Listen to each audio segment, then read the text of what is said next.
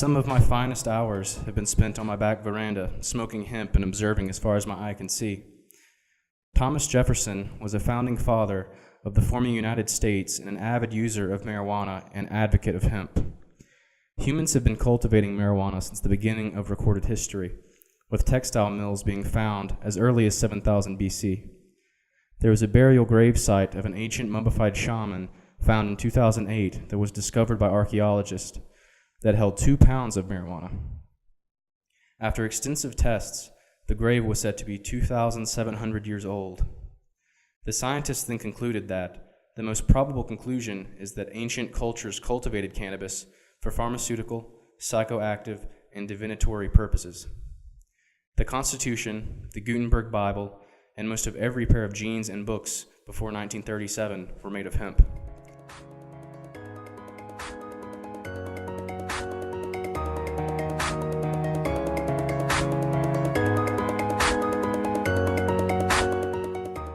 Now, some people would say marijuana is a gateway drug, implying that its users move on to harder drugs after marijuana's high wears off. The problem here is that correlation isn't the cause of the use of marijuana to graduate to other drugs. Hell's Angels are 104 times more likely to have ridden a bike as a child than someone who hadn't become a Hell's Angel. Does this mean that the use of bikes by children is a gateway to becoming involved in a motorcycle gang? The Institution of Medicine wrote in 1999 that most drug users begin with alcohol and nicotine before marijuana because it is one of the first drugs encountered. Holland began liberalizing the recreational use of marijuana in coffee shops and found that, indeed, now the country has slightly fewer pot smokers who move on to harder drugs that compare to other nations.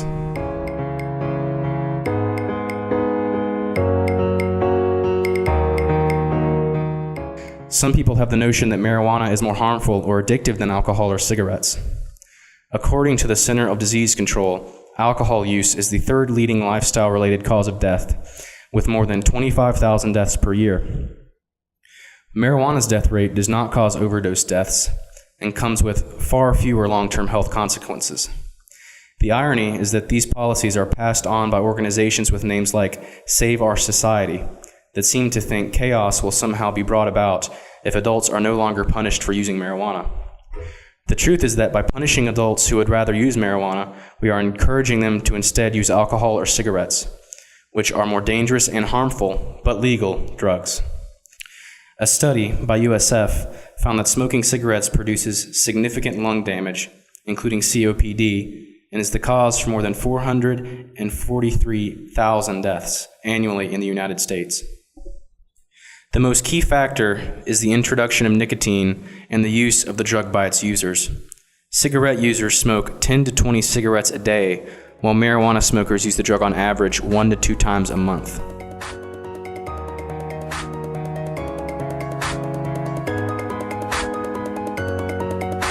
Now, it seems that those who are anti-marijuana are unaware of the positive effects its legalization could have on the U.S. economy. It is estimated that Washington State will bring $500 million of tax revenue through the legalization of marijuana. With the legalization of marijuana, users would save considerable amounts of money, being that prices could fall up to 100 times. Marijuana users are suffering persecution by the hands of law enforcers, but these enforcers are unaware that the legalization of marijuana would reduce crimes related to it and save the government $1 billion in prison expenses per year. The legalization of marijuana also offers many jobs. When a weed grow store opens, it creates approximately 75 jobs. It should be upsetting for taxpayers to know that $41.8 billion goes into prohibition of marijuana each year, and 1 year is too long.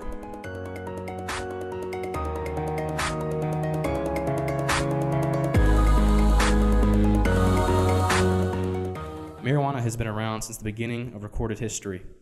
And because of those who think that it's a gateway drug and those who think that marijuana is more harmful and addictive than cigarettes and alcohol, it has been prohibited. It was also illegalized because of conflict between the cotton and hemp businesses to begin with. It has been proven that alcohol and cigarettes are more harmful and addictive than marijuana and lead to many more deaths.